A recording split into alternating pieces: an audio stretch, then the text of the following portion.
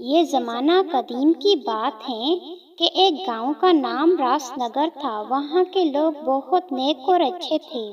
اس گاؤں میں ایک شخص احمد علی رہتا تھا جو تھا تو بہت ہی غریب لیکن نیک انسان تھا۔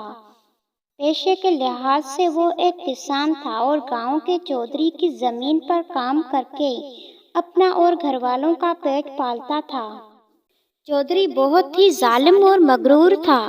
وہ دوسروں سے برا سلوک رکھتا اور لوگوں کی دل آزاری کرتا۔ احمد کی ایک ہی بیٹی تھی جس کا نام نوری تھا۔ وہ 8ویں جماعت کی طالبہ تھی۔ احمد علی کی خواہش تھی کہ اس کی بیٹی اعلیٰ تعلیم حاصل کرے۔ ایک دفعہ وہاں فقیر آیا اور چودھری کے گھر کو دیکھ کر رک گیا اور نوکر سے پانی مانگا۔ اسی اثنا میں چودھری نے فقیر کی آواز سنی تو وہ غصے سے بولا، دفع ہو جاؤ، اور اس کی بہت بے عزتی کی۔ فقیر بہت ہی پیاسا تھا۔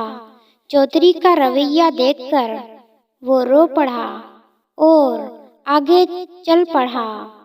قریب ہی کھیتوں میں احمد کام کر رہا تھا۔ فقیر پیاس سے نڈال تھا کہ چلنا بھی مشکل ہو رہا تھا۔ احمد فقیر کی یہ حالت دیکھ کر دوڑتا ہوا فقیر کے پاس آیا اور قریب ہی درخت کی چھاؤں تلے بٹھایا۔ جلدی سے اپنا کھانا اور پانی لے کر آیا اور فقیر کو پیش کر دیا۔ فقیر پانی پی کر کچھ بہتر ہو گیا۔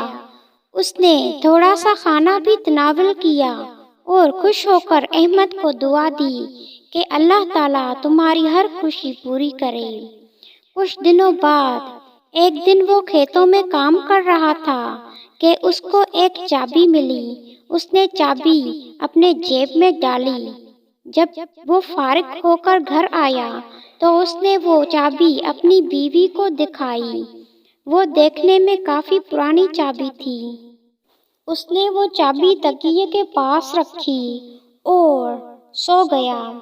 رات کو اس نے خواب میں دیکھا کہ کھیت کے قریب ایک درخت ہے جس کے تنے کے نیچے ایک صندوق ہے جس کی یہ چابی ہے۔ صبح جب اس کی آنکھ کھلی تو وہ سب کچھ بھول چکا تھا۔ اس نے چابی جیب میں ڈالی اور نوری کو اسکول چھوڑنے چلا گیا۔ اس کے بعد وہ کھیتوں میں چلا گیا۔ جب وہ تھک گیا تو وہ سانس لینے کے لیے اسی تنے پر آ بیٹھا جس پر اس نے فقیر کو بٹھایا تھا۔ اس کو سارا خواب یاد آ گیا۔ اس نے جلدی سے زمین کھودی تو وہاں صندوق موجود تھا۔ وہ صندوق لے کر گھر آیا۔ اس نے جلدی سے چابی نکالی اور صندوق کو کھولا۔ جیسے ہی صندوق کھولا سب کے منہ کھلے کے کھلے رہ گئے۔ سب حیران تھے اور کیوں نہ ہوتے۔ صندوق قدیم زیورات اور سونے کے سکوں سے بھرا ہوا تھا۔ احمد کی خوشی کی انتہا نہ رہی۔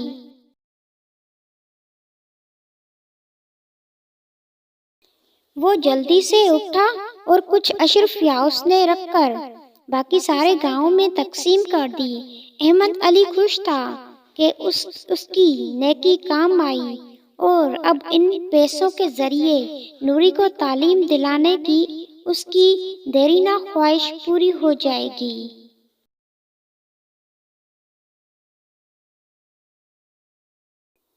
بات گاؤں کے چودھری تک جا پہنچی اور چودھری نے جب احمد کی زبانی یہ سارا ماجرا سنا تو اس نے اسی دن اللہ کے حضور سچی دل سے توبہ کی اور اسی دن سے لوگوں کے کام آنے کا وعدہ کیا۔